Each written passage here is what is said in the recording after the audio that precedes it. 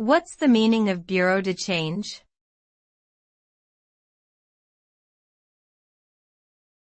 Bureau de change.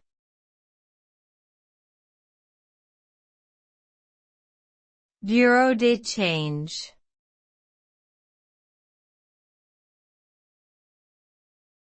Bureau de change.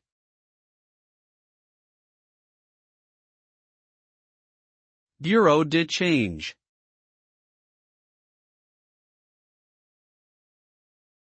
Bureau de change is a French term that refers to a business that provides the service of exchanging one currency for another.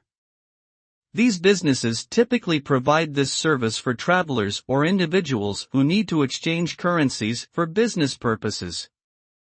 Bureau de change establishments can be found in airports, tourist areas, and financial districts. They offer exchange rates that are updated regularly and may charge a commission or transaction fee for their services. The purpose of a bureau de change is to facilitate currency exchange and help individuals transact business across international borders with ease.